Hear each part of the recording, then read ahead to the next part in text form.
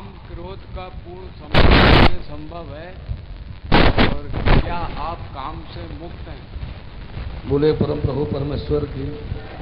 भैया मैं तो जानता ही नहीं कि मैं किससे मुक्त हूं, किसी से युक्त हूं। मैं तो केवल परमेश्वर जानता हूं, परम तत्व को जानता हूं, उसका ज्ञान जानता हूं। अब आप देख करके बता सकते हैं कि हम उससे मुक्त हैं कि युक्त हैं। अब रही चीज कि हमारे सामने ये संपूर्ण ज्ञान है, परम सत्य है, परमेश्वर है, परमेश्वर का ही विधान है। मैं कभी किसी से नहीं कहता कि मैं अच्छा कर्म वाला हूं, मैं ऊंचा कर्म वाला हूं, मैं नीचा कर्म वाला हूं, मैं कामी क्रोधी मोही लोभी अहंकारी हूं या इसका त्यागी हूं। मुझे तो पता ही नहीं, मुझे तो पता ही नहीं। मुझे तो यही पता है कि परमेश्वर की शरीर है, उस परमेश्वर की जिस परमेश्वर का संसार ब्रह्मांड है, और परमेश्वर की शरीर परमेश्वर के संसार में परमेश्वर का कार्य करने में लगी है। जो कोई इसके किसी भी एक्शन को परमेश्वर से अलग बता दे, हम उसका जरूर प्रायश्चित झेलेंगे। इसका कोई एक्शन, इसका कोई क्रियाकलाप, इसकी कोई वृत्ति यदि परमेश्वर से अलग कोई प्रमाणित कर दे तो हम शायद हर प्रकार का दंड झेलने को तैयार हो जाएंगे। अब क्या काम है, क्या क्रोध है, क्या मद मोह लोभ अहंकार है, भैया ये परमेश्वर जाने। ये तो परमेश्वर की शरीर है और परमेश्वर के विधान में रह चल रहा है। इतना ही इसको मालूम है कि पूर्णतया ये परमेश्वर के विधान में है। अब ये नहीं मालूम है भैया कि कामी है कि नहीं, क्रोधी है कि नहीं। परमेश्वर के जो लक्षण हैं शायद वो सारे लक्षण इसमें जरूर मिलेंगे। परमेश्वर से हट करके जो कोई लक्षण होंगे शायद वो कोई भी इसमें नहीं मिलेंगे। परमेश्वर से हट करके यदि कोई लक्षण होगा तो शायद कोई भी इसमें नहीं मिलेगा। परमेश्वर के जो भी लक्षण होंगे जांच करेंगे तो शायद सब इसमें मिलेगा। जांच कीजिए, ये विषय हमारे भैया का है कि ये कामी है कि नहीं, क्रोधी है कि नहीं, मोही लोभी अहंकारी है कि नहीं। हमारे तरफ से तो परमेश्वर ही इसका सबसे बेटर जानकार है। आप पहले परमेश्वर को जानिए, परमेश्वर को देखिए, आप उसी से पूछ लीजिए ये कामी क्रोधी लोभी मोही अहंकारी है कि नहीं। वो सबसे बेटर है, वही बताएगा। हमारे विषय में परमेश्वर ही सबसे बड़ा जानकार है। हम परमेश्वर बताएंगे आपको, परमेश्वर मिला देंगे। परमेश्वर से आप पूछ लीजिए इसके विषय में, वो सबसे बेटर जानकार है। अरे तो जैसा दिखाई दे रहा हूं वैसा स्वीकार कर लीजिए। महाराज जी, जीवात्मा वो है जो माया के अधीन होकर नाच रहा है। बिल्कुल सही। तो क्या महात्मा भी माया के अधीन नहीं हो सकता? महात्मा का अर्थ समझिए।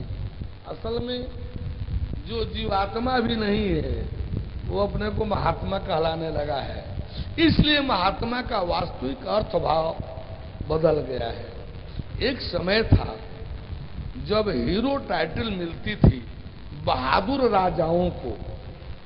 जब कोई राजा किसी युद्ध में कोई बहादुरी करता था तो उसको हीरो की टाइटल मिलती थी। जब कोई रानी साहिबा कोई बहादुरी का काम करती थी, जैसे झांसी की रानी है, जैसे चांद बीबी है, ऐसे ऐसे लोग जब बहादुरी का काम करती थी रानियां, तो उनको हीरोइन की टाइटल मिलती थी। आज तो ये नचनिया बजनिया हीरो हीरोइन कहला रहे हैं। है अमिताभ जैसा नचनिया बजनिया जो है यो हीरो कहला रहा है। ये अमिताभ जैसा नचनिया बजनिया जो है हीरो कहला रहा है। यदि बुरे तो लगेगा, सच बोला जाए तो तन तीखा होता है। ये भड़ुए बेस्या तो हैं सब, और रजिस्टर्ड भड़ुआ बेस्या है सब। ये क्या करते हैं सब, क्या नहीं करते हैं, किसी को इस पर ऐतराज नहीं करना है। लेकिन समाज को क्या कहिएगा, बहुगुणा जैसे नेता को ये नचनिया बजनिया अमिताभ हराता है, ऐसा तो समाज हो चुका है। तो भैया हम ये बात आपसे कहें कि महात्मा सब महात्मा कहलाने लगे। जौन कह रहा है कि आत्मा से अलग परमात्मा नाम का कोई चीज नहीं है, आत्मा ही परमात्मा है, वो भगवान कहलाने लगा। जिसके मान्यता में आत्मा से आगे कुछ है ही नहीं, वो महात्मा कैसे हो जाएगा। महात्मा का अर्थ तो ये हुआ कि जो आत्मा से ऊपर हो और परमात्मा के नीचे हो। आत्मा और परमात्मा के बीच में रहन सहन जिसका हो वो महात्मा है। आत्मा और परमात्मा के बीच में रहन सहन जिसका हो, जीवात्माओं को परमात्मा में जोड़ने का कार्य, एकमात्र कार्य जिसका हो, महात्मा की टाइटल का हकदार वही है। महात्मा के टाइटल का हकदार, महात्मा की उपाधि का हकदार वही है। और यही अब तो वस्त्र पहन ले रहे हैं सब, उसी अब पूछना पड़ रहा है घरबारी है कि बैरागी है। घरबारी है, बड़े बेशर्मपन से घर परिवार में रहते हुए महात्मा का ड्रेस पहन ले रहे हैं सब। शर्म भी नहीं आती है, भय भी नहीं लगता है कि ये अपराध है, परमात्मा इसके लिए सजा देगा। पुलिस की वर्दी हर कोई नहीं पहन सकता है, पुलिस का बैज जो है हर कोई नहीं लगा सकता है। वो एक वर्दी है, एक मान्यता है उसकी। क्या है, पहन लेंगे महात्मा का ड्रेस, लोग नमस्ते बंदगी करने लगे, महत्व देने लगे। महात्मा जी नमस्ते नमस्ते, करनी तो भोग बेसन की है, रहन सहन तो भोग बेसन में है, नाम ले रहे हैं महात्मा जी कहलवा रहे हैं। तो भैया वो महात्मा है नहीं।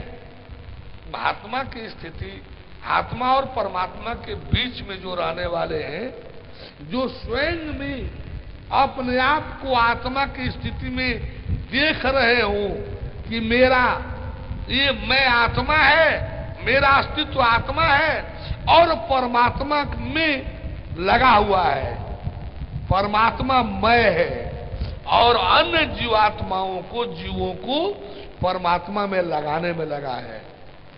तो परमात्मा में जोड़ने का काम करने वाला आत्मा के और परमात्मा के बीच में रहने वाला महात्मा है। और वो कौन होगा, ज्ञान और वैराग्य दोनों से युक्त जो होता है वही महात्मा का उपाधि पाने वाला होता है, वही महात्मा कहलाने के योग्य है। आत्मबोध अवस्था को प्राप्त ज्ञानी क्या तीनों काल का जानने वाला हो जाता है? आत्मबोध नहीं होता है, आत्मा का बोध नहीं होता है, आत्मा की अनुभूति होती है। आत्मानुभूति शब्द है, आत्मा का बोध नहीं होता है। बोध शब्द परमात्मा के क्षेत्र का है। अनुभूति शब्द जीव और आत्मा के, जीव और ईश्वर के क्षेत्र का शब्द है। बोध शब्द परमात्मा परमेश्वर के क्षेत्र का है। तो स्वानुभूति होती है, आत्मानुभूति होती है, आत्मबोध ये शब्द सही नहीं है। ग्रंथ में है आत्मबोध, ग्रंथ में है आत्मबोध, लेकिन सही नहीं है। बोध शब्द परमात्मा के क्षेत्र का है, आत्मा के क्षेत्र में अनुभूति शब्द है, तो आत्मानुभूति शब्द है सही। तो आत्म अनुभूति को प्राप्त ज्ञानी तीनों काल को जानने वाला हो जाता है। तीनों काल का जानने वाला हमारे जानकारी में परमेश्वर के सिवाय दूसरा कोई नहीं है। अब ऐसा कोई है, कुछ बोलता है, कहता है, तो ये परमेश्वर की यदि कृपा विशेष से उसके तरफ से ड्यूटी मिली हो, जैसे नारद बाबा हैं, परमात्मा की तरफ से ड्यूटी मिली है, वो पूरे ब्रह्मांड के महानिरीक्षक हैं। भाई सबका जांच करना, सबका रिपोर्टिंग देना, ये उनकी ड्यूटी है। वो ये बात काम कर सकते हैं। शेष सब लोग यानी तीनों काल जानते हैं, ये भैया उन्हीं तक सीमित रहने दीजिए। आप जानते हैं तो आपका भी बड़ापन है। मेरे जानकारी में ऐसा कोई नहीं है। अरे वशिष्ठ नहीं थे जो ब्रह्मा के बेटा जी हैं? यदि तीनों काल जानते ना तो राम की गद्दी की तैयारी नहीं कराते, बता देते दशरथ को जो वनवास होने वाला है। यदि वो तीनों काल के जानकार होते ना, ब्रह्मा जी के बेटे तो थे, आप प्रिय बेटों में से थे, प्रिय पुत्रों में से थे, कहां वो त्रिकालदर्शी थे? यदि जानते होते ना कि राम जी का वनवास, त्रिकालदर्शी होते तो राम जी का वनवास जानते, राजगद्दी की तैयारी क्यों कराते? अब कौन त्रिकालदर्शी था भैया, उसी का वर्णन उसी तक आप यदि उसको जानते समझते हैं तो बड़ा बड़पन खुशहाली है। मेरी मान्यता में ऐसा कोई नहीं है। जीव का ईश्वर से मिलन हो जाने के बाद क्या जीव माया की तरफ फिर से आकर्षित हो सकता है? आता ही रहता ही है। आकर्षित नहीं होता तो घर परिवार में क्यों जाता? ये तो आकर्षण है। इतना रचा पचा है माया में, इतना रचा पचा है माया में कि परमेश्वर वाला ज्ञान पाने के बाद माया में चला जाता है। ईश्वर वाला ज्ञान तो कौन बड़ी बात है? परमेश्वर वाला माया में गिर जाता है, फंस जाता है। ईश्वर वाला गिर गया तो कौन बड़ी बात है?